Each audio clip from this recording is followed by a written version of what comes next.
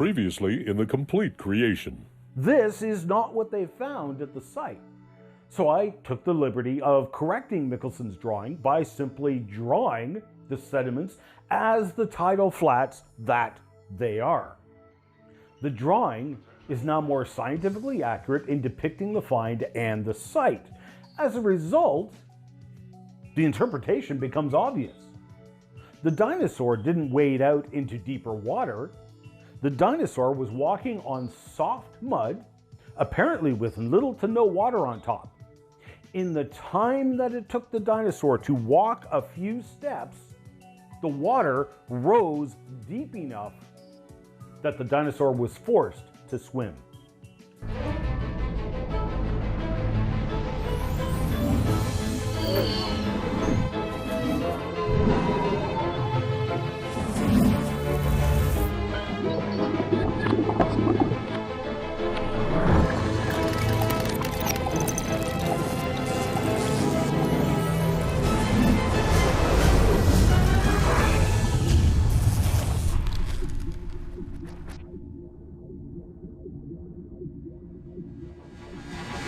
Welcome back. Thanks for joining me again for the next part of this journey. We left off exploring a strange geological phenomena called a planation surface. The cliffs of Joggins, Nova Scotia, provides the best example in the world of the contrast between long and slow geological processes and the unusual planation surface phenomenon, which is obviously not the result of long and slow geological processes, because we can actually see the difference. The tilted rock layers on the beaches are eroded in differential erosion by long and slow geological processes, whereas the very same rock layers are cut off flat at the top of the cliffs with no visible differential erosion. Why is that? What on earth happened here? Really, the only possibility is water in some form, either free-flowing water or ice like glaciers. Now, glaciers from the Ice Age are actually the favored theory, though there are so many problems with that theory that it's difficult to name them all. For example, the sediments that were planed off. Where did all those sediments go? If glaciers made this cut, then the glaciers would have had to have moved probably hundreds of kilometers here, thousands of kilometers at planation surfaces elsewhere.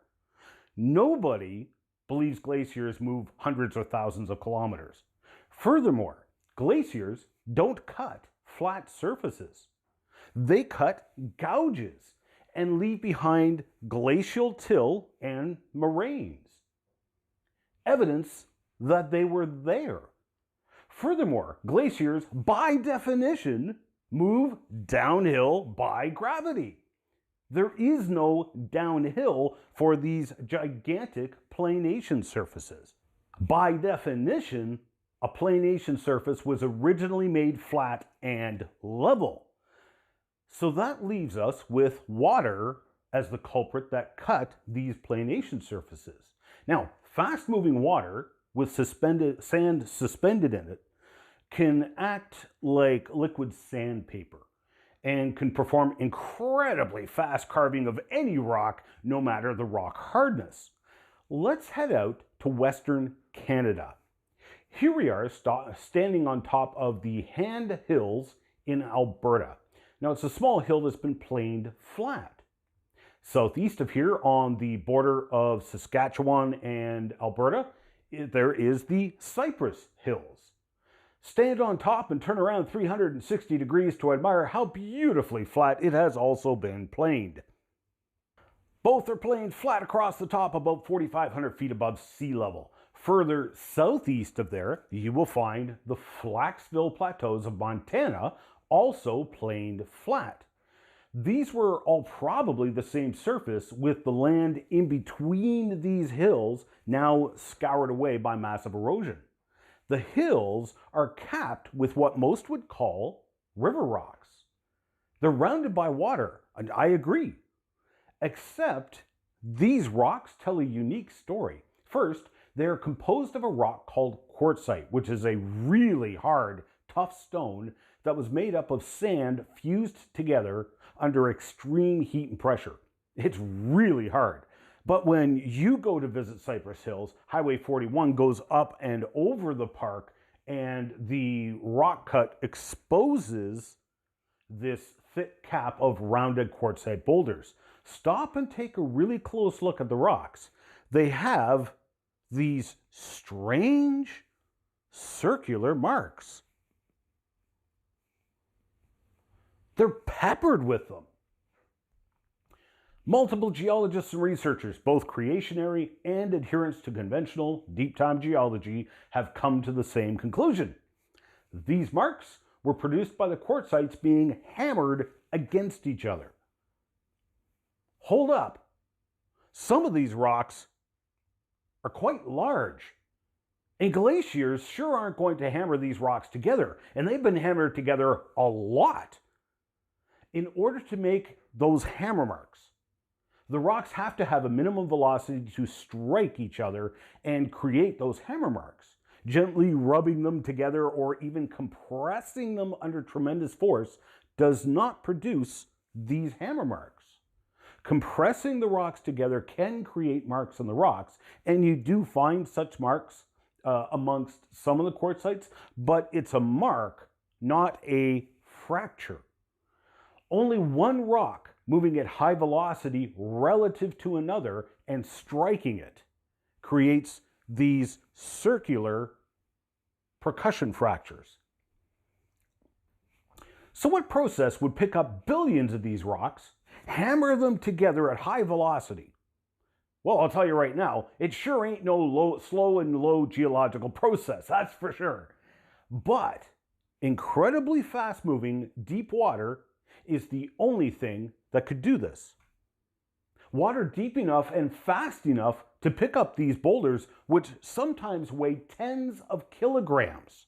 Now, geologists have charts they can reference for rock size and density and the velocity of water needed to lift, well, pebbles. These quartzite boulders are so large, the numbers are literally off the charts, and so the calculations must be extrapolated. But we can estimate the minimum depth and speed. It works to a minimum of water 55 meters deep, about 180 feet, moving at least 30 meters per second, about 110 kilometers an hour or 70 miles an hour. Stop and think about that for a second. That's the highway speed out in Western Canada. So when you drive out to the Cypress Hills to investigate this for yourself, you are going to do that, right? After all, you believe in true science and scientific investigation, right?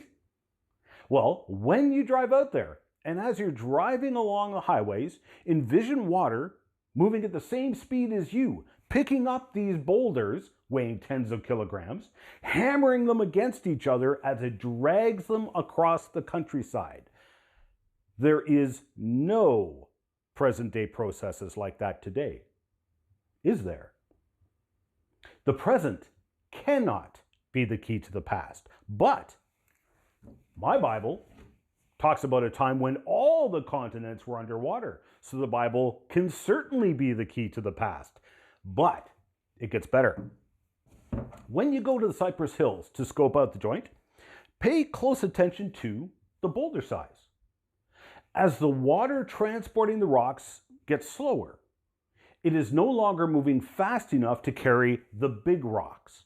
So the big rocks drop out of the flow first, while the water still has enough velocity to carry the smaller rocks.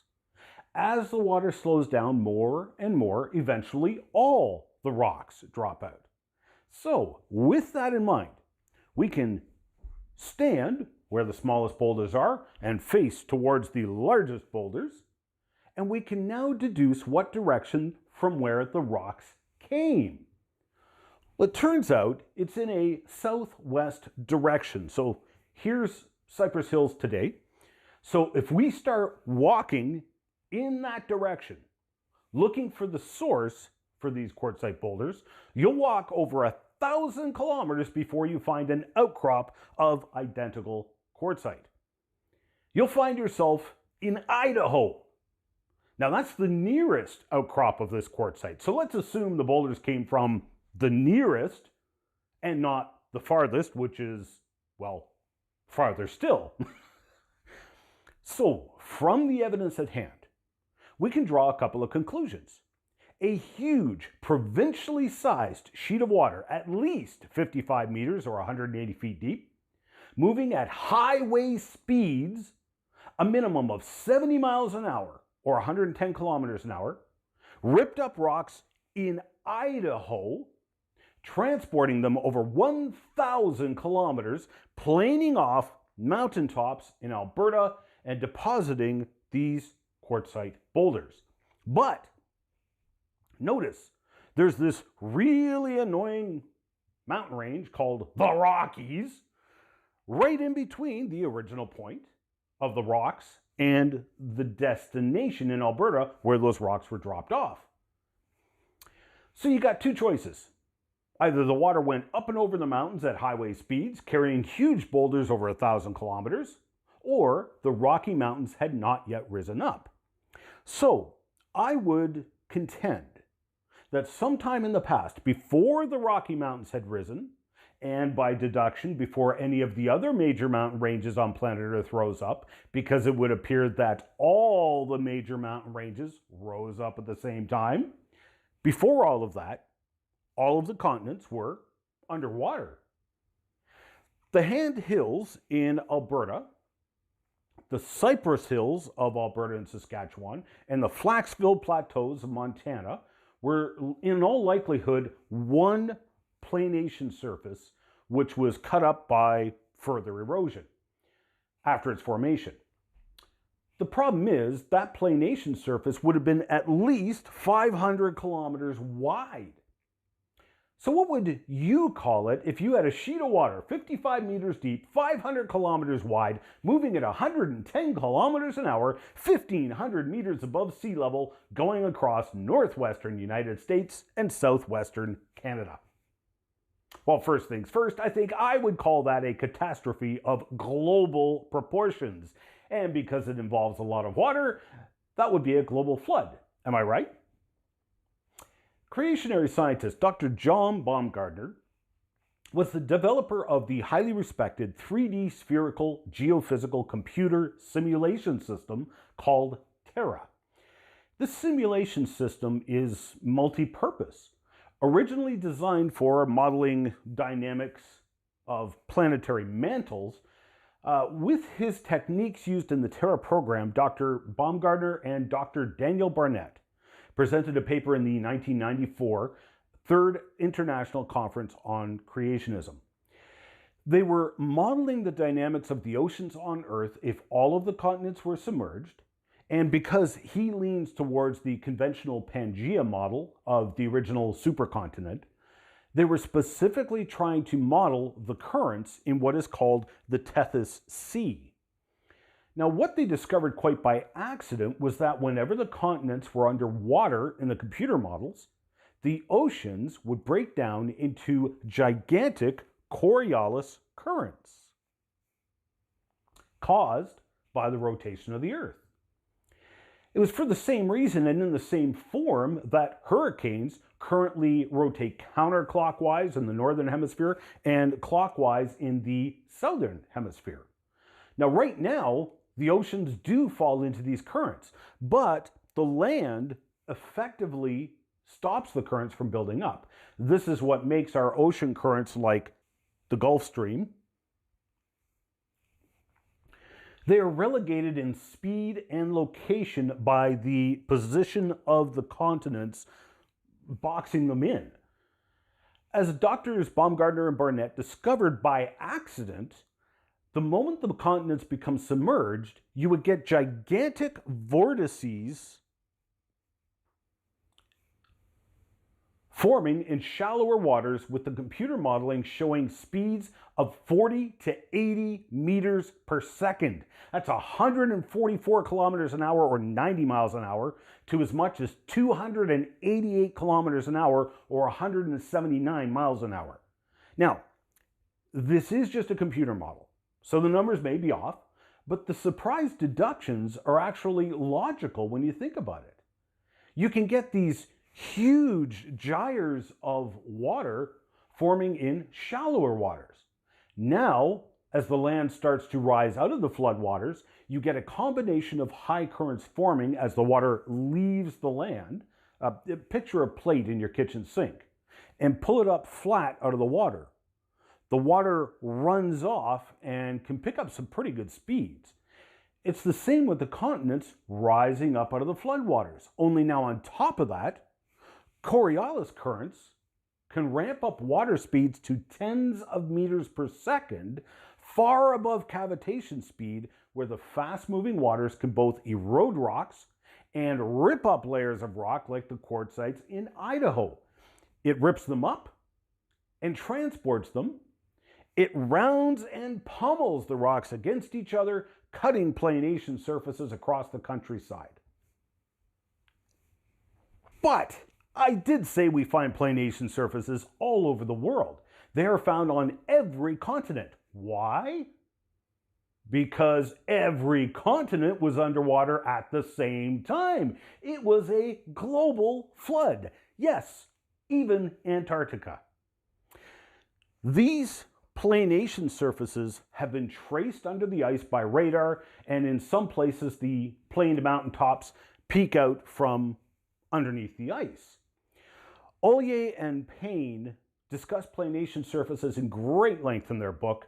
They provide multiple examples of planation surfaces they believe were planed off flat at lower elevations and then raised to higher elevations, sometimes raised thousands of meters to their current elevation.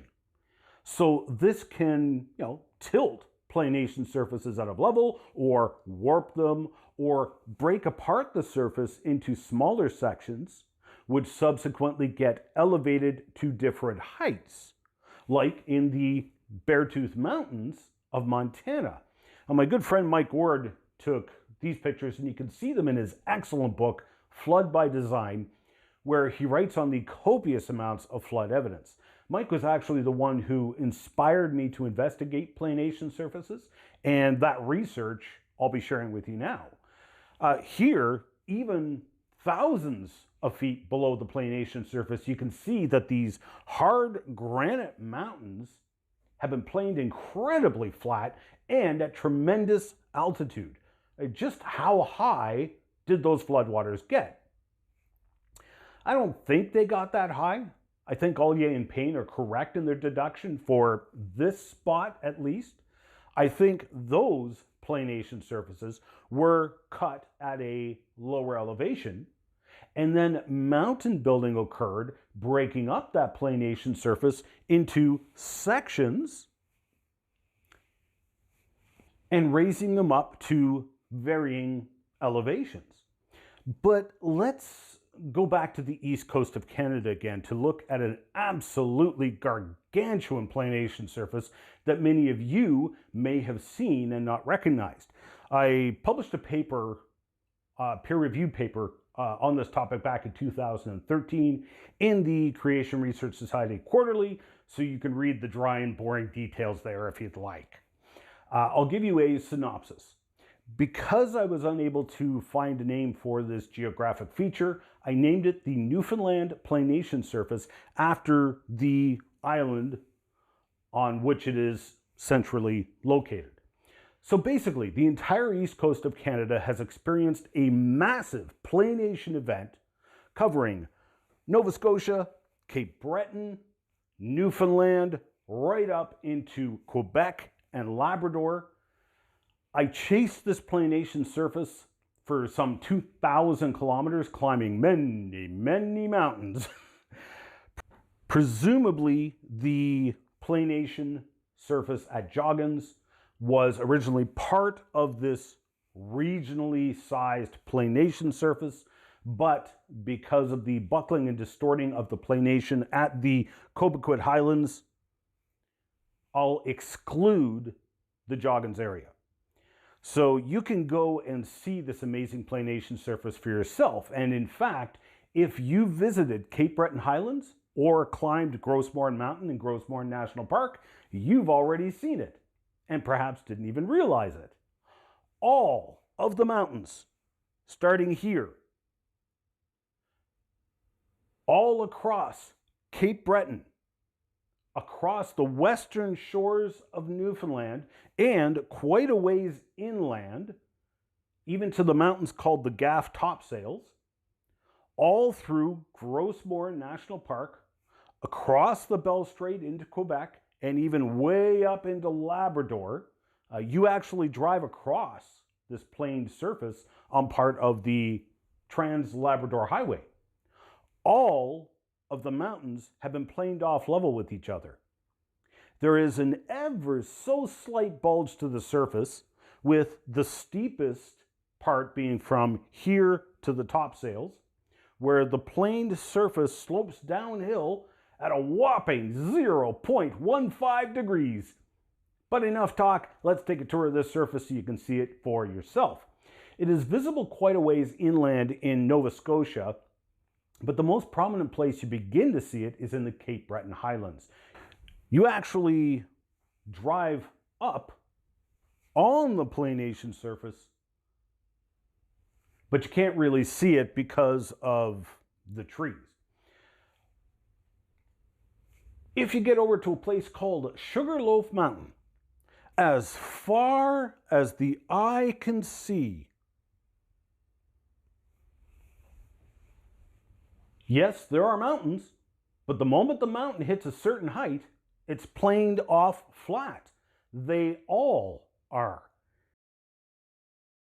If you turn around and look towards Newfoundland, that mountain is planed off just as flat and at the same elevation as the others. Let's take the ferry across that water over to the island of Newfoundland, and immediately you are met with Table Mountains, all planed off at the same height.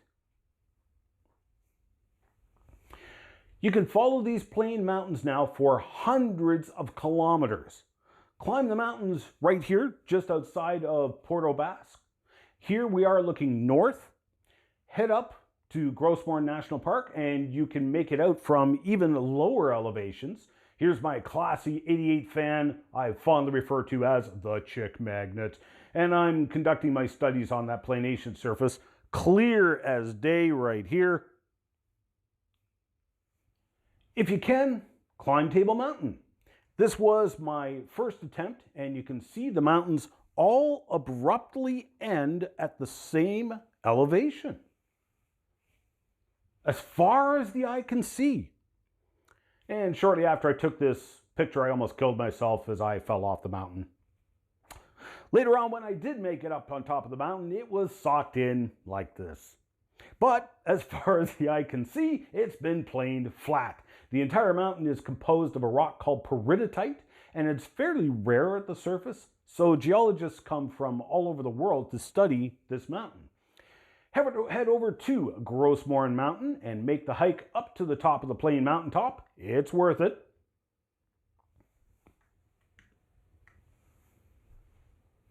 Once you get up there, stop and pull a complete 360-degree turn. As far as the eye can see, the mountains have all been planed off. Pay close attention to the rocks you're standing on, because there's no gravels, no sand. The only rocks you are standing on are called felsenmeer. The surface was a cleaned, flat rock, and freeze-thaw cycles over thousands of years have shattered the rock surface into this felsenmeer. The mountain is composed of a granitic type of rock called gneiss, and part of the mountain is made up of quartzite. You can watch the rock change as you walk the trail over the mountain. So, heading north through Grossmore National Park, you can follow the planed mountaintops all the way up to Bell Strait. Here's one of the last outcrops you'll see before getting on the ferry to Quebec and Labrador. Most of the planation surface has been eroded away for quite a ways, but driving on the Trans-Labrador Highway, you will eventually get up top and drive across the planed mountaintops.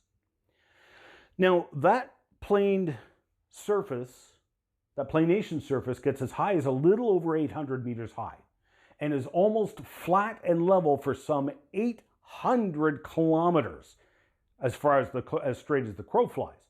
Now, I doubt very much that these mountains rose up after they were planed off, because the flat and level surface surely would have buckled and tilted from any tectonic activity. The fact that the mountaintops didn't even so much as have sand on top of them indicates that it was just good old-fashioned water seeking its own level that planed all the mountains off right where they were. That water was moving so fast that rock hardness made no difference. All rocks were eaten up equally. The hard peridotite of Table Mountain, the softer sedimentary layers up in the northern arm of Newfoundland, and even the hardest rocks like quartzite and granite.